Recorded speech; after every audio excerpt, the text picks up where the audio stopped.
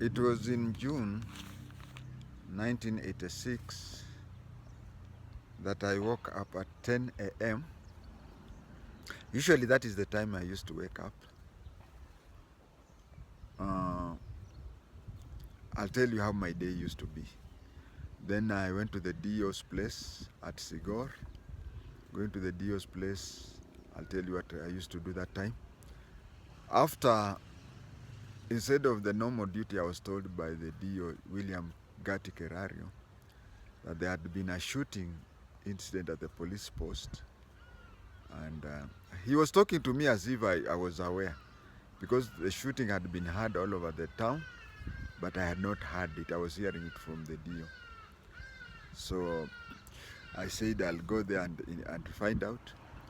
Going there, I found that my friend Charles Kimani had shot himself. Not only had he shot himself, but he had shot his girlfriend, Madam Kakuko. There are so many police officers who have died in the line of duty. They have died under very many circumstances. Some as normal as a hospital sickness, someone dies there. Others have died maybe in a road accident. Others have died so many things. And even a good number have died out of suicide. But no single death of a police officer in whatever circumstance has ever affected me throughout like that one of Charles Kimani. To date, when my children come, they visit me.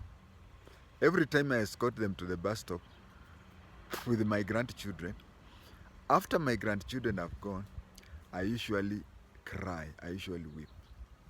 Those who see me escorting the kids with my grandkids, they think that I'm emotional because I've seen my grandchildren away. No. Okay, yes, but mostly an idea comes to me every time. And I talk to Kimani. Say, you were my age mate. If you would have been alive, it would have been you who was escorting his grandchildren home. I also get concerned that Kimani must have had parents, siblings, relatives. How are they? Where are they? And maybe, just maybe, if I get a chance, I can visit his grave. I'll tell you, first of all, I'll tell you how he killed himself. Then I'll tell you how we came to be very close. And lastly, I'll tell you how I used to wake up at 10 instead of waking up early as others. Kimani had a girlfriend called Miss Kakuko. She was a daughter, yeah, she was a daughter to Chief Kakuko. But Kakuko hated her. Kakuko had differed with his wife, and then the wife went to her place. And when they agreed, when they reconciled, she came back.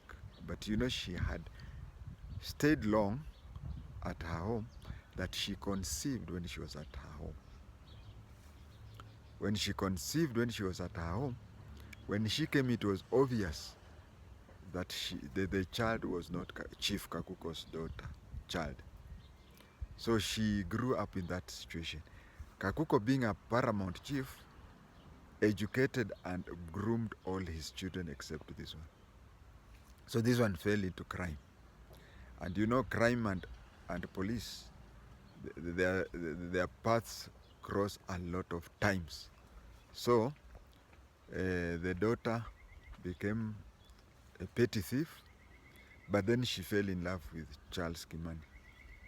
Then when she fell in love with Charles Kimani, there's a time she was arrested and jailed for a few months. When she was arrested and jailed for a few months, she came out of jail, and she came around end month. At the time when she came out of jail, I can say that at Kapenguria, I think I'm the only one who didn't date a girl with a criminal record. Of all my age mates and friends, I think, otherwise I can mention several. I say so and so, but you see, they moved on, their families and whatever. So she was jailed, and when she came out of jail, there was a celebration between her and her boyfriend Charles Kimani. The celebration was so much that was May 1986. After the celebration, by celebration I mean drinking, kuwaka. They drank a lot, they spent a lot of money. And then what happened? Kimani was broke for 29 days. He survived. I don't remember him coming to seek for any assistance from me, but I noticed that he was always broke. Because when we meet in a bar, I would buy him a beer, something like that. And a friend of yours, when he's broke and thinking you know, but you don't give him money unless he asks for. But I later came to understand that he spent a lot of time asking people for small change, until he completed 29 days. Coincidentally, what has never been said, and I'm aware, that is when, you know, previously we used to have a company called ART. It was the only company that used to sell things on hire purchase. But you see, you get the thing, you get your salary, and then you go to that place and give them. Meaning that if you're supposed to give so much, you could give most of the amount but still remain with some. But then there came a company called, I'll remember the name, but this company, Agro Furnishers, yeah, Agro Furnishers. Agro Furnishers came, whereby they said that there's no deposit, you don't deposit any money, because with ART, you would deposit something and then pay little by little until you finish. But with Agro Furnishing, you didn't pay anything. What you did is just you gave your pay slip. So Kimani went, gave out a pay slip, and he was given some things there. People didn't notice that. So his salary came. When the salary came, they had deducted something from the source, so it was less. He spent a lot of money refunding to people whom he had borrowed money. He gave out some money that he had borrowed, and then he took his girlfriend for a drinking spree. All the way from Kapenguria to Seor, they drank until past midnight. Then they went to his Uniport house. When they went to his Uniport house, they slept. But funny thing is, Charles Kimani, upon getting to his bed, he fell asleep soundly. But Girl Kakuko didn't sleep. She woke up, tiptoed back to them. There were some girls who were her friends. She went to see them and knocked at one of they used to stay in a land, so she went to one of the houses, knocked, had some discussion with that girl, then came back and slept. So Kimani woke up in the morning, found that he was dead broke. He woke her up and asked her if she had stolen from him. She was drunk and sleepy and said, "Hey, wacha kunitania." So Kimani left. That place, being an operation area, police officers walk around with guns. He went and he knew those girls who were her friends. She was based in Makutano, Kapenguria, and he was based in Seor. But he knew she had friends in Seor. So he went and asked a few girls. He said, after you left, an hour after you left, she came back and knocked at girl so-and-so's house. They talked and then she went back. Charles Kimani Charles Kimani concluded that whatever they were talking, she must have stolen from him and went and deposited money from there. So he went back and shot her. Then took the gun, pointed here, shot himself. If you have seen, if you want to see how human brain is on the roof of a house, on a mabati, just get a scoop of Kimbo, throw it there. That is how Charles Kimani and his girlfriend died. Yeah. How we knew each other. Charles Kimani, we had a place near Makutano. There used to be a matatu which used to go to Ortum. And you know, Somalis, I'm sorry to say it, people say I'm very tribalistic. Somalis think they are of a superior race than Africans. Nywele ngumu. So whenever I was idle at Makutano, I used to go to matatu there, sit in front. Those who know those matatus which were called Face Me, sit in front of the matatu and generally talk to them. And this is a tactic of filling in the matatu. But then you'd find a warrior woman would not want to go and sit at the back. She would want to sit alone with the driver. So she would want to have the two seats. She would come and say, Kijana, niondoke. I would go and sit in the middle so that she sits. That is a trick I had done, but I was trying to get a few coins. So I would sit in the middle and tell her sit at the end. Or do I sit in the middle? Say no. You go and sit at the back, I'll pay you. I say no. I'll go and sit there. Alafu tukikaribia, you'll say you didn't. Tukikaribia, you'll say that you'll not pay for me.